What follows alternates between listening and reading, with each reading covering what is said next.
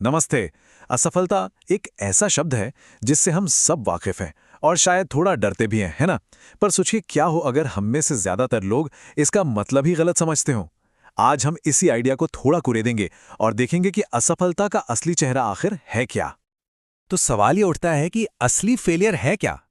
क्या ये वो है जब एग्जाम में कम नंबर आ जाते हैं, या नौकरी नहीं मिलती, या कोई बिजनेस जो शुरू तो किया पर चला नहीं? हाँ, ये सब झटके तो हैं, इसमें कोई शक नहीं। लेकिन जो सोर्स हम देख रहे हैं वो बताता है कि असली फेलियर वो कुछ और ही चीज है। तो चलिए इस आइडिया को थोड़ा और समझते हैं। देखिए, सबसे पहली बात, कोई एक घटना, कोई एक सेटबैक ये तय नहीं करता कि कोई फेल हो गया। अक्सर होता क्या है कि हम बाहरी चीजों को दोष देने लगते हैं, पर असली कहानी तो इस बात में छुपी है कि हमने उस सेटबैक पर रिएक्ट कैसे किया। और यहीं पे ना सोच में एक बहुत बड़ा शिफ्ट आता है। देखिए, बात गिरने की है ही नहीं, बात है गिरकर पड़े रहने की। हमारा फोकस उस घटना से हटकर उस घटना के बाद लिए गए फैसले पर चला जाता है। और बस यही बात हमें एक बहुत ही क्रिटिकल मोड़ पर ले आती है। वो पल जब एक मामूली सी ठोकर एक परमानेंट हार में बदल जाती है, और ये सब का सब सिर्फ एक फैसले पर टिका होता है। पूरी बात का निचोड़ बस यही है, असली फेलियर कोशिश करके हारने में नहीं है। नहीं, असली फेलियर है दोबारा कोशिश ही ना करने का फैसला लेना। ये तो ऐसा है जैसे हार को खुद ही गले लगा लिया हो। और जब कोई ये फैसला ले लेता है तो होता क्या है? नतीजे बिल्कुल शीशे की तरह साफ होते हैं। एक तो कामयाबी के सारे रास्ते अपनी ही हाथों से बंद हो जाते हैं। दूसरा, सीखने का जो इतना कीमती मौका मिला था वो भी हाथ से चला जाता है।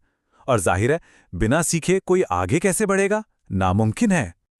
तो मतलब हर ठोकर हमें एक चौराहे पर लाकर खड़ा कर देती है। एक रास्ता है लगे रहने का, परसिस्टेंस का, और दूसरा रास्ता है रुक जाने का, स्टैग्नेशन का। चलिए देखते हैं कि इन दोनों रास्तों में आखिर फर्क क्या है। एक तरफ तो है लगे रहने का रास्ता।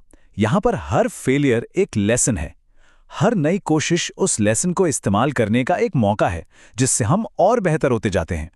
और दूसरी तरफ है रुक जाने का रास्ता, जहां हम उस लेसन को बस इग्नोर कर देते हैं और वहीं के वहीं अटक कर रह जाते हैं। और यही चॉइस, यही चुनाव सब कुछ तय कर देता है। अच्छा, तो ये जो लगे रहने वाला रास्ता है, इसको थोड़ा और करीब से देखते हैं। ये ना एक तरह का साइकिल है। एक ठोकर लगती है, उससे एक सबक मिलता है, फिर एक नई कोशिश की जाती है और उससे सुधार होता है, इंप्रूवमेंट होती है। यही तो ग्रोथ का पूरा इंजन है। अब आते हैं सबसे आखिरी और शायद सबसे जरूरी हिस्से पर, यह समझने के लिए कि कैसे सिर्फ एक सोच, एक अंदर का फैसला हमारी पूरी हकीकत को, हमारी रियलिटी को बदल कर रख देता है। इसे कहते हैं मेंटल डिफीट या मानसिक हार। ये कोई ऐसी चीज नहीं है जो बाहर से हम पर थोप दी जाती है। नहीं, ये वो फैसला है जो हम खुद लेते हैं। ये वो पल है जब हम अंदर से हार मान लेते हैं। ये एक चॉइस है, कोई किस्मत का खेल नहीं। और यहीं पर इस पूरी बात का असली सच छिपा है। देखिए, कोई भी सेटबैक तब तक परमानेंट नहीं होता जब तक हम उसे इसकी इजाजत ना दें। ये जो दिमागी तौर पर हार मान लेना है ना, यही एक टेम्पररी झटके को एक परमानेंट जेल में बदल देता है। हमारी सोच ही हमारी असलियत बन जाती है।